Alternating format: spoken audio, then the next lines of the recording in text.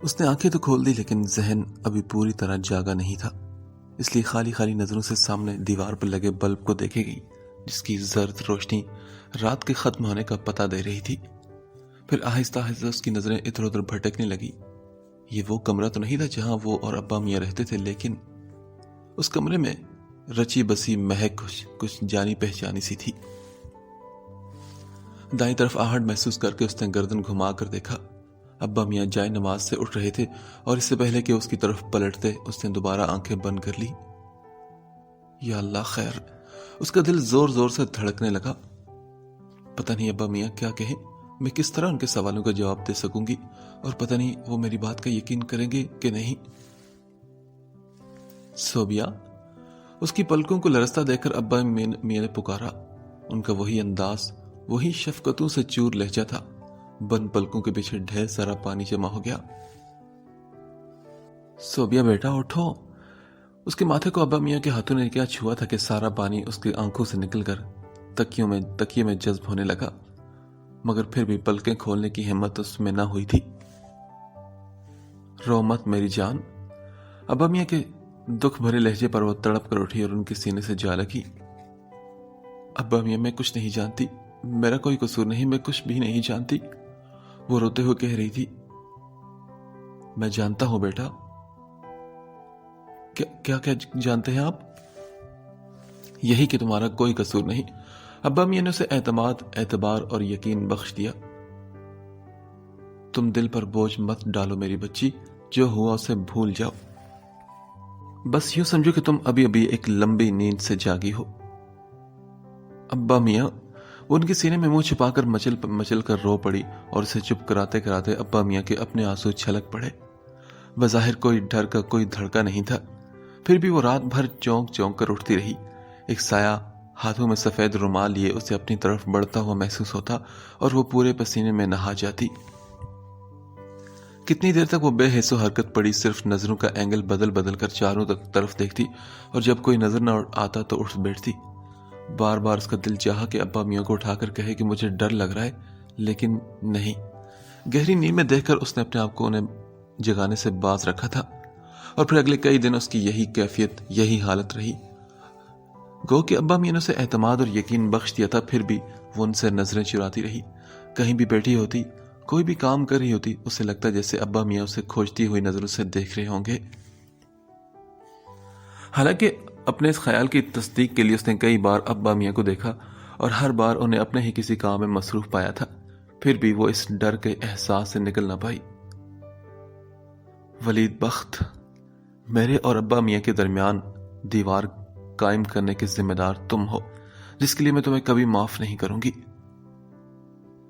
اور دوسری طرف ابا میاں کی خاموشی بھی اسے مارے ڈال رہی تھی، نہ کوئی ملامت، نہ کوئی سوال۔ اس نے ان سے کہا کہ میں بے قصور ہوں اور انہوں نے یقین کر لیا۔ حالانکہ اسے مطمئن ہو جانا چاہیے تھا، لیکن وہ یقین کی دوست لے کر بھی مطمئن نہیں تھی۔ اگر تم یہ سمجھتے ہو کہ میں یہاں سے نکل کر تمہارا نام نہیں لوں گی تو تمہاری یہ بھول ہے، اس نے ولید بخت سے کہا تھا، اور وہ واقعی اس کا نام نہیں لینا چاہتی تھی، لیکن ابا میاں پوچھیں تب نہ۔ انہوں نے تو شاید اسے ہی بہت سمجھ لیا تھا کہ وہ زندہ سلامت ان کے پاس آ گئی تھی۔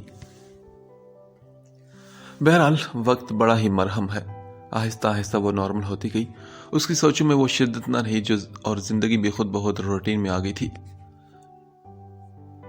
بس یوں سمجھو کہ تم ایک لمبی نیند سے جاگی ہو، ابا میاں نے اسے کہا تھا، اور اب واقعی اسے وہ ایک حادثہ کم اور خواب زیادہ لگتا تھا، جیسے ایک لمبی نیند کے دوران اس نے کوئی ڈراؤنا خواب دیکھا ہو اور آنکھ کھلی تو ہر چیز ویسی ہی تھی۔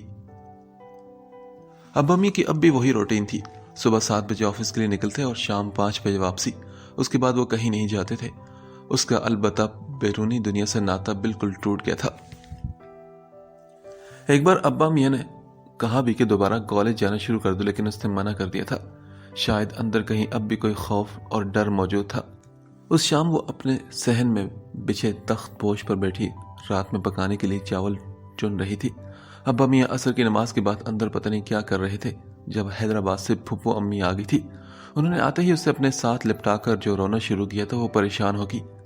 آواز سن کر ابا میاں باہر آئے تو یہ سمجھے کہ اتنے دنوں بعد ملاقات ہونے پر وہ رو رہی ہیں، لیکن پھر فوراً کسی خیال کے تحت آگے بڑھ کر پھوپھی اماں کو کندھوں سے تھام لیا۔ یہ کیا کر رہی ہیں آپ آپا؟ بچی پریشان ہو رہی ہے۔ ہائے غلام علی، تم نے مجھے اطلاع کیوں نہ دی؟ بچی بیچاری۔ آپا، اب امی نے انہیں ٹوک دیا تھا۔ چلے آئیے اندر چلیں۔ ٹھہرو غلام علی، بچی سے ڈھنگ سے تو مل لینے تو۔ نہیں آپا، بعد میں مل لیجیے گا۔ ابا میاں انہیں زبردستی اندر لے گئے اور وہ کتنی ہی دیر وہیں کھڑی رہ گئی تھی۔ ابا میاں کی طرف سے اسے بھی فوری طور پر پھوپھی اماں کا یوں رونا سمجھ میں نہ آیا تھا، لیکن جس انداز سے ابا میاں انہیں زبردستی اس سے الگ کر کے اندر لے گئے تھے، اس سے وہ بہت کچھ سمجھ چکی تھی۔ اس کا مطلب ہے کہ یہ بات سارے زمانے میں پھیل چکی ہے۔ اس نے دکھی دل سے سوچا اور دل میں انجانے ڈر گھر کرنے لگے۔ اندر سے ابا میاں کے آہستہ آہستہ بولنے کی آوازیں آ رہی تھی۔ وہ خاموشی سے چاول کی دیچکی اٹھا کر کچن میں آ گئی اور پھر چاول چڑھانے سے پہلے اس نے چائے بنائی، اور جس وقت وہ چائے لے کر اندر آ گئی، اس نے دیکھا کہ ابا میاں کی آنکھوں میں آنسو تھے۔ ان کا لہجہ بہت ہی دکھی تھا اور ان کے ہاتھ پھپھو اماں کے سامنے بندھے ہوئے تھے۔ ابا میاں، ہونٹوں کی بے آواز جنبش کے ساتھ دکھ کی شدید لہر دل سے اٹھتی ہوئی پورے وجود میں گھر کر گئی تھی۔ اسے دیکھتے ہی ابا میاں کے دونوں ہاتھ کٹی ہوئی شاخوں کی طرح ان کی گود میں جا گرے اور وہ التجائی نظروں سے پھوپھی اماں کی طرف دیکھنے لگے۔ صوبیہ نے خاموشی سے چائے کی ٹرے ان دونوں کے درمیان رکھی اور انہی قدموں سے واپس پلٹ آئی۔ کچن تک آنے میں کتنے بے شمار آنسو اس کی پلکوں سے ٹوٹ ٹوٹ کر اس کے اپنے قدموں میں بکھرتے چلے گئے تھے۔ میں قصوروار نہیں ہوں، پھر بھی گنہگار ٹھہرائی جاؤں گی۔ اس نے وہاں بیٹھ کر سر گھٹنوں پر رکھ لیا تھا۔ کس کس کے سامنے ابا میاں ہاتھ باندھیں گے، اور کون ہے جو میری بے گناہی کا یقین کرے؟ میں صرف ابا میاں کے یقین لے کر مطمئن ہونے جا رہی تھی۔ اس کے آنسو اور شدت سے بہنے لگے، اور ابھی زیادہ دن تو نہیں ہوئے تھے کہ وہ اس حادثے کو خواب کا نام دے کر اپنے آپ کو بہلانے میں کامیاب ہوئی تھی کہ پھوپھی اماں نے آ کر اس کے زندہ حقیقت ہونے کا احساس دلا دیا۔ صوبیہ نے سوچا کہ وہ کبھی بھی اس حادثے کو بھلا نہیں سکے گی، اگر چاہے تب بھی اپنے آپ کو فریب میں مبتلا نہیں رکھ سکتی کہ زندگی کے ہر دوسرے موڑ پر کوئی نہ کوئی ان چیزوں کو دہراتا ہوا ان کے سامنے آ کر کھڑا ہوگا۔ اسے بہت مشکل سے اپنے آنسو کو مزید بہنے سے روکا اور کھانے کی تیاری کرنے لگی۔ رات میں جب پھوپھی اماں اس کے برابر لیٹی تو وہ بہت دیر تک ان کے گھر والوں کا حال احوال پوچھتی رہی تھی، اور تیمور، جس کا نام لینے میں وہ جھجک رہی تھی، اس کے بارے میں وہ چاہتی تھی کہ پھوپھی اماں خود سے بتائیں، لیکن نہ جانے کیوں انہوں نے سب کا ذکر کیا، ایک اسی کا نہیں کیا۔ پھر پھوپھو اماں سو گئی اور وہ بہت دیر تک جاگتی رہی تھی۔ اگلے دن پھوپھی اماں نے بڑی مشکل سے گزارا، بار بار وہ جانے کی بات کرتی رہی۔ ابا امی نے کہا بھی کہ کچھ دن رہیں، لیکن شام تک تو وہ جانے کے لیے بالکل تیار ہو چکی تھی۔ بس غلام علی، میں بڑی مشکل سے وقت نکال کر آئی تھی، وہ بھی اس لیے کہ… صوبیہ کو پاس کھڑے دیکھ کر وہ خاموش ہوگی۔ آپا، بہت مہربانی ہے آپ کی۔ اچھا غلام علی، تم اگلے مہینے آ رہے ہو نا تیمور کی شادی میں؟ ان کی بات پر صوبیہ ایک دم سر اٹھا کر انہیں دیکھنے لگی۔ ابا میاں الگ اپنی جگہ حیرت کی تصویر بنے کھڑے تھے۔ تیمور کی شادی؟ ابا میاں کو شاید اپنے کانوں پر دھوکا ہوا تھا، اس لیے انہوں نے فوراً دوبارہ پوچھا۔ ہاں بھائی، تیمور کی شادی، اور صوبیہ کو تو ساتھ ضرور لانا، بلکہ میں تو کہتی ہوں کہ اسے پہلے ہی بھیج دینا، بچی بیچاری اکیلی رہتی ہے، تھوڑا وہاں پر بہل جائے گی۔ ہاں کیوں نہیں آپا، ضرور۔ ابا امی نے اس کے کندھے پر ہاتھ رکھ کر اسے اپنے ساتھ لگا لیا، اور وہ جو زمین کو اپنے پیروں تلے سے کھسکتا محسوس کر رہی تھی، اسے ابا میاں کا سہارا اس وقت بہت ہی اچھا لگا تھا۔ رات وہ بہت دیر تک ابا میاں کے پاس بیٹھی ادھر ادھر کی باتیں کرتی رہی۔ اصل میں پھوپھی اماں جاتے جاتے جو بات کہہ گئی تھی، اس سے اس نے محسوس کیا کہ ابا میاں ایک دم بجھ سے گئے تھے، اور دل تو اس کا بھی ٹوٹا تھا، لیکن وہ ظاہر کر کے ابا میاں کو مزید دکھی نہیں کرنا چاہتی تھی، اس لیے اپنے زخم چھپا کر وہ اپنے آپ کو بے حد نارمل پوز کرتی بہت دیر تک ان سے باتیں کرتی رہی، یہاں تک کہ انہوں نے خود ہی اسے سونے کے لیے کہا۔ وہ اٹھ کر اپنی جگہ پر آ گئی۔ بہت دیر ہو گئی تھی اپنے آپ کو دھوکہ دیتے، اب جو تکیے پر اس نے سر رکھا تو مزید بہلانا خود کو مشکل ہو گیا تھا۔ گو کہ دل ایک ہی جملے کی بار بار تکرار کر رہا تھا کہ مجھے دکھ نہیں، لیکن آنکھوں میں اتری برسات نے کوئی بات نہ سنی اور وہ ٹوٹ کر برسی۔ اور پھر اس نے اپنے دل میں اسے مخاطب کرتے ہوئے کہا، ولید بخت، میرے ہر زخم کے ذمہ دار تم ہو. خدا کی قسم میری آنکھوں سے ٹوٹے ہر قطرے میں تمہارے لیے بد دعا ہے کہ زندگی تمہارے لیے ایک سزا بن جائے. یوں ہی روتے اور کڑتے ہوئے نہ جانے کب اس کی آنکھ لگ گئی تھی. اگلی صبح وہ اپنی روٹین کے مطابق اٹھی تو ہر طرف گہری خاموشی تھی. وہ حیران ہوئی کیونکہ اس وقت ابا میاں گھر پر ہوتے تھے اور کچھ نہ کچھ ضرور پڑا کرتے تھے. اس نے فوراً تکیے سے سر اٹھا کر دیکھا تو ابا میاں سوئے ہوئے نظر آئے. یا اللہ خیر. وہ اٹھ کر ان کی چارپائی کے پاس آئی اور کسی وہم میں گھر کر کتنی ہی دیر تک ان کی سانسوں کی آواز کو محسوس کرنے کی کوشش کرتی رہی. توبہ میں بھی کیسی پاگل ہوں. اس نے خود کو ڈانٹا اور ابا میاں کو آواز دے ڈالی. دوسری اور پھر تیسری آواز پر بھی وہ نہ اٹھے تو جھک کر ان کے ماتھے پر ہاتھ رکھا. گرمی کا احساس ہوا تو وہ پریشان ہوگی.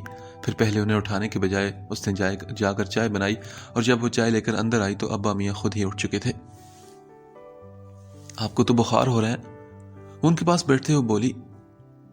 ہاں شاید نہیں ابا میاں, بخار بہت تیز ہے. آپ یہ چائے پی لیں, میں آپ کے لیے ناشتہ بناتی ہوں. نہیں, ناشتہ رہنے دو بیٹا, کسی چیز کا دل نہیں چاہ رہا. اچھا میں کوئی گولی میڈیسن وغیرہ دیکھتی ہوں. وہ اٹھتے اٹھتے پھر بیٹھ گئی تھی. لیکن خالی پیٹ گولی کھانا بھی تو ٹھیک نہیں نا. بیٹا جی تم اتنی فکر مت کرو نا. ابا می نے اسے تسلی دی اور گھونٹ گھونٹ چائے پینے لگے. وہ بہت خاموشی سے ان کی طرف دیکھے گئی. ایک ہی رات میں اتنے کمزور ہو گئے تھے اور چہرے پر فکروں کی لکیروں کے جال یقیناً پھوپھی اماں کی باتوں نے بنا ہوا تھا. اسے دکھ ہونے لگا اور اپنے آپ کو قصوروار سمجھتے ہوئے ان کے پاس سے اٹھ گئی. دن چڑھنے کے ساتھ ساتھ ابا میاں کے بخار میں اضافہ ہوتا گیا. وہ مسلسل ان کے ماتھے پر ٹھنڈے پانی کی پٹیاں رکھتی رہی لیکن بخار کسی طرح کم نہ ہو رہا تھا. اب تو وہ نیند میں بھی کچھ باتیں کرنے لگے تھے. وہ گھبرا کر اٹھی, پڑوس میں سے کسی بچے کو بلا کر ابا میاں کے پاس بٹھایا اور خود ان کی دوا لینے چلی گئی. جب سے اس گھر میں آئی تھی پہلی بار نکل رہی تھی. کوئی اور وقت ہوتا تو گھبراتی یا ڈرتی, لیکن اس وقت اسے صرف اپنے ابا کا خیال تھا. اس لیے کسی کلینک کی تلاش میں ادھر ادھر نظریں دوڑاتی وہ پیدل ہی چل پڑی. گھر سے کچھ فاصلے پر ہی اسے ایک کلینک نظر آیا تو وہ اسی میں چلی گئی. مریضوں کا زیادہ رش نہیں تھا, بس گنتی کی 2-3 عورتیں ہی بیٹھی تھی. وہ بینچ پر بیٹھ کر اپنی باری کا انتظار کرنے لگی. پہلے اس نے سوچا کہ وہ ڈاکٹر کو اپنے ساتھ چلنے کے لیے کہے, لیکن پھر اس نے ابا میاں کی حالت بتا کر صرف دوا لے لی اور جیسے ہی کلینک سے باہر نکلی تو سامنے سے وہ یعنی کہ ولید بخت آتا ہوا نظر آیا. یوں لگا جیسے وہ اسی کے انتظار میں کھڑا ہو اور اب اسے دیکھ کر دوڑتا ہو اس کے پاس آ رہا ہو. یا اللہ خیر, کیا کوئی حادثہ ہوا ہے؟ صوبی نے ڈرتے ہوئے دل میں سوچا اور اس کا دل زور زور سے دھڑکنے لگا. اس کی ٹانگوں سے جان نکلتی محسوس ہوئی. وہ سہارے کی تلاش میں ادھر ادھر نگاہیں دوڑانے لگی. تبھی وہ قریب آ چکا تھا. میں اگر یوں ہی ڈرتی رہی تو کبھی اس کا سامنا نہیں کر سکوں گی. اس نے خود کو حوصلہ دیتے ہوئے سوچا. صوبیہ خیریت تو ہے؟ اس کے ہاتھ میں پکڑی دوا کی طرف اشارہ کرتے ہوئے پوچھنے لگا اور وہ جواب دینے کے بجائے دور سے آتے رکشے کو ہاتھ کے اشارے سے روکنے لگی. رکشہ قریب آ کر رکا تو وہ اس سے پہلے ہی اس کی طرف بڑھا اور نہ جانے کیا کہا کہ رکشے والا واپس چلا گیا. یہ کیا بدتمیزی ہے؟ وہ اپنے آپ کو اس کا سامنا کرنے کے لیے تیار کر چکی تھی. تبھی وہ غصے سے بولی. ہاں تو تم نے میری بات کا جواب کیوں نہیں دیا؟ کون سی بات؟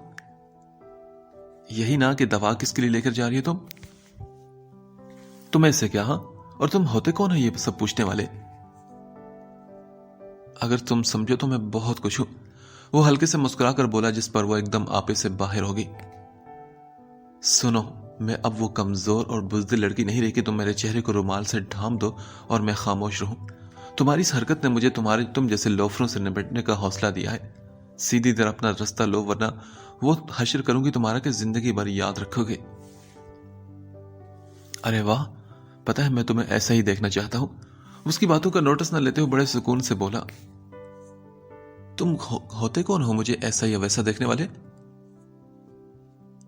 اس کا جواب تو میں پہلے ہی دے چکا ہوں صوبیہ.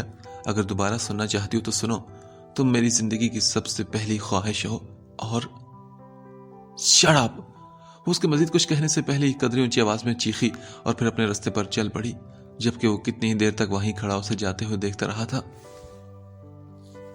باجی اتنی دیر لگا دی؟ گھر میں داخل ہوئی تو وہ بچہ جسے وہ ابا کے پاس چھوڑ کر گئی تھی شکوا کرنے لگا. اتنی دیر تو نہیں ہوئی. اس نے چادر اتار کر ایک طرف رکھی اور پھر اس سے پوچھنے لگی. ابا میاں اٹھے تو نہیں تھے نا؟ نہیں बाजी, अच्छा मैं जाऊं अब? हाँ ठीक है जाओ, लेकिन मेरे पास चक्कर जरूर लगाते रहना, हो सकता है किसी चीज की जरूरत पड़ जाए। वो लड़का सर हिलाता भाग गया तो वो दवा लेकर अब्बा मियाँ के पास आ बैठी। दवा लेने के बाद शाम में अब्बा मियाँ काफी बेहतर नजर आए थे। उसने आंगन में छिड़काव करके वहीं तख्त पोश पर अब्बा मियाँ का बिस्तर लगा दिया, फिर उन्हें सहारा देकर बाहर ले आई थी। अब्बा मियाँ, मैं जानती हूं कि आपको फूफी अम्मा की बात ने दुख पहुंचाया है। हाँ तो दुख की तो बात है ना बेटा, तुम्हारी दादी अपने हाथों से तुम्हारी और तैमूर की निस्बत तय कर गई थी, और ये रिश्ता तोड़ते हुए तुम्हारी फूफी अम्मा को जरा भी ख्याल आया, और फिर कसूरवार तुम्हें होना और सजा तुम्हें। नहीं अब्बा मियाँ, वो कुछ न समझते उनकी बात काट गई थी। आपका क्या कसूर इस सब में? हाँ क्या कह रही हो तुम? अब्बा मियाँ चौंक कर उसकी तरफ देखने लगे। बेख्याली में वो पता नहीं क्या कहने जा रहे थे कि वो फौरन संभल गए। अच्छा छोड़ो ये सारी बातें, मुझे थोड़ा सा पानी पिला दो। वो उठकर चली गई और पानी लाकर उन्हें पिलाया। फिर क्योंकि उनके लिए खिचड़ी पकानी थी इसलिए उसका ध्यान उसकी तरफ उधर चला गया था। अगले दिन वो सुबह के तमाम कामों से फारिग होने के बाद अब्बा मियाँ से कहकर उनके लिए दवा लेने चली गई थी। उस वक्त तक वो बिल्कुल खाली जहन थी, लेकिन जब दवा लेकर क्लिनिक से निकली उस वक्त उसे वलीद बख्त का ख्याल आया कि कल वो यहीं उसके सामने आया था। वो डरी तो नहीं, लेकिन चाहती थी कि अब कभी उससे सामना ना हो, इसलिए एहतियात से इधर उधर देखती वो घर की तरफ चल पड़ी। जिस वक्त वो अपने घर जाने वाली गली में मुड़ रही थी वो उसे उसी गली में से निकलता हुआ नजर आया। पहले तो वो हैरान हुई, लेकिन फिर यूं बन गई जैसे उसे देखे ही ना हो। वो अनजान बनकर उसके करीब से गुजर रही थी कि उसने उसे पुकार लिया, सोबिया। उफ अल्लाह, पता नहीं मेरी दुआएं कबूल क्यों नहीं होती, वो दिल ही दिल में बोली। उसके बावजूद उसने सुन लिया था। क्या दुआ मांगी थी तुमने? यही कि तुमसे कभी सामना ना हो। क्या मैं इतना बुरा हूं सोबिया? हाँ, इतने बुरे वलीद बख्त के जब तुम पर नजर पड़ती है तो वो मेरी जिंदगी का बदतरीन लम्हा होता है। मैं तुम्हारी जिंदगी में आने वाले बदतरीन लम्हों को नहीं रोकूंगा सोफिया, क्योंकि मुझे यकीन है कि कभी तुम इन लम्हों को आवाज जरूर दोगी। उसकी बात के जवाब में वो कोई सख्त बात कहना चाहती थी, लेकिन उससे पहले ही वो वहां से चला गया। अब्बा अम्मी ने पता नहीं फूफू अम्मी की बात को जी कर रोक लगाया था। यह न जाने क्या बात थी कि एक बार जो वो चारपाई उससे लगे तो उठ ही न सके। पिछले 2 दिन से तो उन्हें खासा परेशान भी देख रही थी, जैसे कोई बात कहना चाहते हो लेकिन कह नहीं पाते। उसने उनकी खिदमत में कोई कसर न उठा रखी थी। रात भर उनके पास बैठी रहती। उनके होठों से बस चंद ही अल्फाज अदा होते। अल्लाह को अपने बंदों की आजमाइशें मतलूब होती हैं। वो बंदे को आजमाइश में डालता है तो निकाल भी लेता है। उस दिन दोपहर का वक्त था। अब्बा अम्मी की हालत ज्यादा बिगड़ने लगी थी। वो घबरा कर खुद ही डॉक्टर को लेने भागी, लेकिन वक्त ऐसा था कि कोई क्लिनिक खुला हुआ ना मिला। मायूस होकर वापस आई। घर में दाखिल हुई तो अब्बा मियाँ के साथ कोई बैठा हुआ नजर आया। उसकी तरफ उसकी पुश्त थी, इसलिए वो देख न सकी। पिछले कई दिनों से अब्बा मियाँ के साथ काम करने वाले लोग अयादत को आ रहे थे। वो यही समझी कि ऑफिस का कोई बंदा होगा। दुपट्टे को ठीक तरह से सर पर जमाते हुए अंदर जाने लगी तो अब्बा मियाँ ने इशारे से उसे पास बुलाया। वो सर झुकाए उनके पास आकर खड़ी होगी। बेटा, ये वलीद है। अब्बा मियाँ की कमजोर आवाज पर उसने यूं ही सर उठाया। उसके तो गुमान में भी नहीं था कि उस सामने वो ही होगा। कितनी देर तक हैरत की तस्वीर बनी वो खड़ी रही, जबकि वो यूं ही सर झुकाए बैठा था, लेकिन अंदाज बता रहा था कि वो उसकी तरफ न मुतवज्जे होने के बावजूद उसकी हालत को समझ रहा है। अब्बा मियाँ, वो कुछ कहना चाहती थी कि उन्होंने उसका हाथ पकड़कर अपने पास बैठा लिया और फिर कहने लगे, बेटा ये मेरे साथ काम करता है, बहुत अच्छा और नेक लड़का है। वो अब्बा मियाँ की गलत फहमी दूर करना चाहती थी, लेकिन उससे पहले ही अब्बा मियाँ ने उसका हाथ वलीद के हाथ में थमा दिया। मैं तुम्हारी तरफ से बहुत ही फिक्रमंद था बेटा, लेकिन वलीद ने एक बार फिर। अब्बा मियाँ, आप इसे नहीं जानते। वो एक झटके से अपना हाथ छुड़ाना चाहती थी, लेकिन उसकी गिरफ्त मजबूत थी। मैं इसे अच्छी तरह से जानता हूं बेटा, और तुम भी जान लो कि मेरे बातों में इसी के साथ जाना है। नहीं अब्बा मियाँ, आप कहीं नहीं जाएंगे। वो एकदम चीख पड़ी थी और उनके सीने पर सर रखना चाहती थी कि उसने रोक दिया। प्लीज अभी नहीं, इन्हें तकलीफ होगी, छोड़ो मुझे तुम। वो पागल होने लगी और अपना हाथ छुड़ाकर अब्बा मियाँ की तरफ देखा। वो उसकी फिक्र से आजाद होकर इत्मीनान से सो रहे थे। ابا میاں! اس کے حلق سے ایک بار چیخ بلند ہوئی اور اندھیروں نے ایک پل میں اجالوں کو مات دے دی تھی۔ کچھ دیر بعد اسے ہوش آیا تھا۔ اس نے دیکھا کہ اس کا گھر عورتوں سے بھرتا جا رہا تھا۔ وہ شوق کی کیفیت میں بیٹھی پھٹی پھٹی آنکھوں سے سب کو دیکھ رہی تھی۔ بیٹی، تمہارے کوئی رشتہ دار وغیرہ نہیں ہے کیا؟ کسی عورت نے پوچھا تو اسے پھوپھی اماں کا خیال آیا۔ ہاں جی ہے، وہ تو حیدرآباد میں ہے۔ تو کسی سے کہہ کر انہیں اطلاع تو کرواؤ۔ کس سے کہوں؟ وہ الٹا انہیں سے پوچھنے لگی تو ایک لڑکی نے کہا، اگر آپ کے پاس کوئی نمبر وغیرہ ہو تو مجھے دے دیں، میں انفارم کر دیتی ہوں۔ اس نے پھر پھوپھی اماں کا نمبر بتایا اور پھر پھوپھی اماں کے آنے کے بعد ہی ابا میاں کو ان کی آخری آرام گاہ یعنی قبرستان لے جایا گیا۔ ایک ابا میاں ہی تھے، اس کے سب کچھ، ماں باپ بہن بھائی اور دوست، یہ سارے رشتے ناتے اسی ایک ہستی سے جڑے تھے۔ وہ چلے گئے تو اب اس کے لیے جیسے کچھ بھی نہ رہا تھا۔ اپنے آپ کو ایک دم سے وہ بہت تنہا محسوس کرنے لگی اور حقیقت میں وہ تنہا ہو بھی گئی تھی۔ ابا میاں کی وفات کے تیسرے دن بعد ہی پھوپھو اماں جانے کے لیے تیار ہوگی۔ اس سے کہا کہ میرے ساتھ چلو، اور شاید وہ چلی بھی جاتی، لیکن ایسے وقت میں ولید بخت چلایا۔ صوبیہ یہاں سے کہیں نہیں جائے گی۔ اس کے فیصلہ کن انداز اور لہجے پر پھوپھی اماں نے جن نظروں سے اس کی طرف دیکھا، اس سے تو وہ اپنی جگہ کٹ تو گئی، لیکن سوچا کہ ابا میاں بھی تو انہی کی باتوں سے دل برداشتہ ہو کر حوصلہ ہار گئے تھے۔ تم کیا کہتی ہو صوبیہ؟ پھوپھی اماں براہ راست اس سے پوچھنے لگی تو وہ بولی، پھوپھو میں اپنے گھر پر ہی رہوں گی۔ جواب اس نے پھوپھی اماں کو دیا اور جتایا ولید بخت کو تھا۔ یہاں پر اکیلی؟ ہاں پھوپھی اماں، اکیلی۔ میں اکیلی ہو گئی تو اکیلی ہی رہنا پڑے گا نا۔ اس کی آواز بھرا گئی تھی تو وہ انہیں وہیں چھوڑ کر اندر چلی گئی تھی۔ پھر پھوپھی اماں جانے سے پہلے اس کے پاس آئی، اسے زمانے کی اوج نیچ سمجھاتے ہوئے جیسے اپنا فرض نبھایا اور پھر چلی گئی۔ کچھ دیر بعد ہی وہ آیا تھا۔ کتنی دیر تک خاموش کھڑا اسے دیکھتا رہا۔ وہ جانتی تھی کہ اسے ابا میاں کی بات یاد دلا کر اپنے ساتھ چلنے کے لیے کہے گا، اس لیے اس کے بولنے سے پہلے وہ بول اٹھی، سنو، ابا میاں تمہاری حقیقت سے آگاہ نہیں تھے، اس لیے انہوں نے مجھے تمہارے ساتھ جانے کے لیے کہا، لیکن میں تمہیں اچھی طرح سے جانتی ہوں اور مجھے یقین ہے کہ اگر میں تمہیں ابا میاں کے سامنے بے نقاب کر دیتی تو وہ کبھی بھی میرا ہاتھ تمہارے ہاتھ میں نہ دیتے۔ تمہاری اس بات سے میں یہ سمجھوں کہ تم میرے ساتھ نہیں جانا چاہتی صوبیہ؟ ہاں بالکل، اور پلیز ابا میاں کا واسطہ دے کر مجھے مجبور مت کرو۔ میں تمہیں مجبور نہیں کروں گا صوبیہ، لیکن یہ تو سوچو کہ تم یہاں کیسے رہو گی۔ یہ میرا مسئلہ ہے، اس لیے تمہیں پریشان ہونے کی ضرورت نہیں، اور پلیز اب تم جاؤ، میں زیادہ دیر تک تمہیں برداشت نہیں کر سکتی۔ تمہیں دیکھ کر میرے زخموں سے لہو برسنے لگتا ہے۔ پہلا زخم تم نہیں لگایا تھا ولید بخت، اور باقی سب تو اس کی کڑیاں ہیں۔ صوبیہ، وہ کچھ کہنا چاہتا تھا کہ وہ فوراً بول پڑی، صاف ستھری بے داغ زندگی تھی میری، نہ میری زیادہ خواہشیں تھی اور نہ برداشت سے بڑھ کر آزمائشی تھی۔ ایسے میں تم نہ جانے کہاں سے چلے آئے اپنی محبت کا دعویٰ کرتے ہوئے۔ تم نے یہ بھی نہ سوچا کہ محبت اور دھاندلی میں کتنا فرق ہوتا ہے ولید بخت۔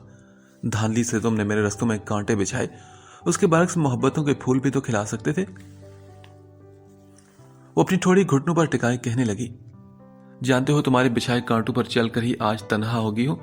ابا میاں کے پیروں میں اتنی ہمت نہ رہی کہ وہ ان رستوں پر میرے ساتھ دور تک چل سکتے، پھر بھی انہوں نے بہت کوشش کی، لیکن جب پھوپھی اماں نے برسوں پہلے میرے اور تیمور کے درمیان بندہ بندھن محض تمہاری وجہ سے توڑ دیا تو ابا میاں ٹوٹ گئے۔ میری وجہ سے؟ اس کا لہجہ کھویا کھویا سا تھا اور آنکھوں میں الجھن تھی۔ ہاں تو کیا تمہیں اس بات سے انکار ہے؟ اس کی طرف دیکھتے ہوئے طنزیہ لہجے میں بولی،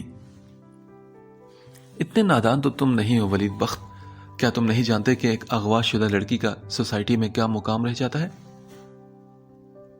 اوہ میرے خدا! اس نے ایک لمبی سانس لیتے ہوئے دونوں ہاتھوں سے اپنے چہرے کو ڈھانپ لیا تھا۔ تمہیں منہ چھپانے کی ضرورت نہیں ہے ولید بخت، تم ایک مرد ہو، تم اپنے گناہوں کے باوجود سر اٹھا کر چلنے کا حق لیے کھڑے ہو۔ مجھے بتاؤ کہ میں کیا کروں؟ ایسی کون سی جگہ ہے جہاں میں جاؤں اور میری طرف اشارہ نہ ہو؟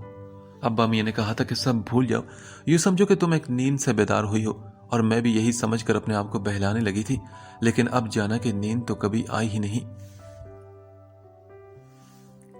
تم یہ سب سوچنے میں اور کہنے میں ٹھیک صحیح ہو اپنی جگہ، اور میں اپنی صفائی میں کچھ کہہ نہیں سکتا کہ التجاؤں کی زنجیر میں میرا پورا وجود جکڑا ہے اور اپنے ہونٹوں پر وعدے کا تالا بھی۔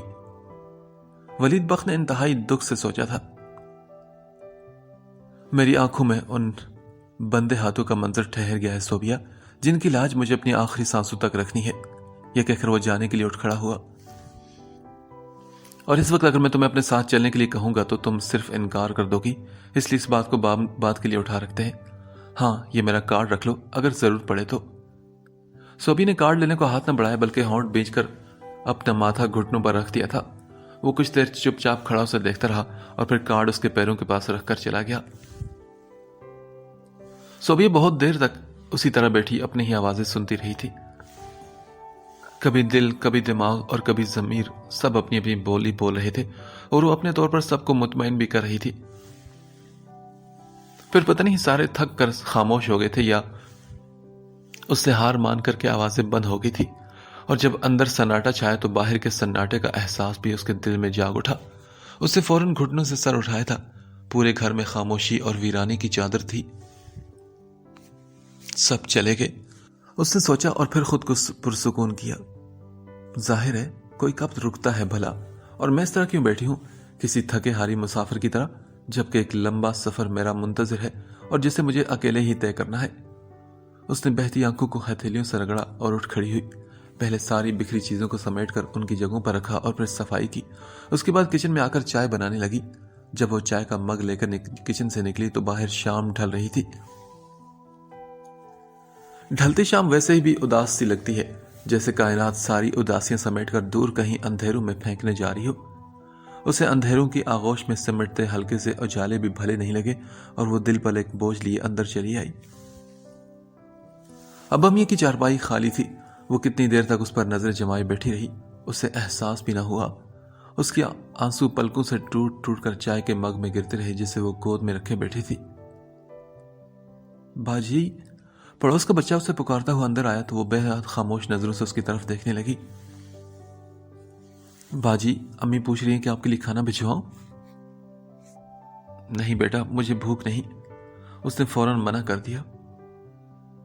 باجی، کیا آپ یہاں پر اکیلی رہیں گی؟ وہ بچہ ادھر ادھر دیکھتا اس کے پاس چلا آیا تھا۔ ہاں، اکیلی رہوں گی۔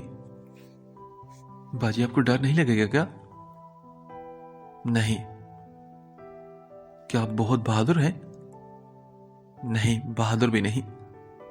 بچہ اس کے جواب پر مطمئن نہیں ہوا اور شاید یہ سمجھا کہ اس کی بات نہیں سمجھی، اس لیے آسان لفظوں میں وہ بولا، میرا مطلب ہے اگر کوئی چور آ گیا تب کیا کریں گے آپ؟